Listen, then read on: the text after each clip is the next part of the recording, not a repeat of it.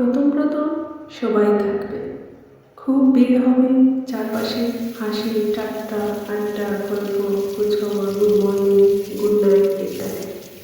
সারাদিন কথা হবে, দুর্বলতা শোনা হবে, উইকেন্ডে দেখা হবে, জিমে নেশা হবে। তারপর আস্তে আস্তে যখন সবটুকু জানা হয়ে যাবে, নতুন কোনো গল্প শোনার থাকবে না, বলার থাকবে না, কোথাও আর একটু রহস্য থাকবে না। তখন আস্তে আস্তে মিলতে শুরু করবে যোগাযোগের ঝাড়বাতি। আর কথা হবে না, গল্প হবে না, no good morning no good night. মাস কেটে যাবে, তারপর বছর।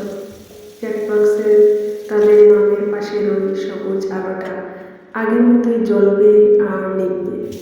আমরা দেখব, তবু আগের মতো তাদের সেই জ্বলা আর নিবার মাঝের সময়টা শরীর হতে যাব না।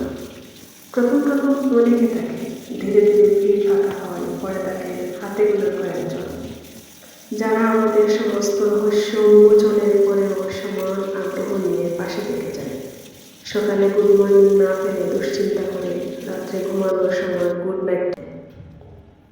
নাইটটা পেলে শান্তিতে ঘুমায়, ঝিমঝিমে নেশায় কাঁধ বাড়িয়ে দেয়। আমরা তাদের কাঁধে মাথা রেখে বুঝতে পারি অনেকে নেই তো কী হয়েছে। এই কিছু জনই আমার কাছে অনেক।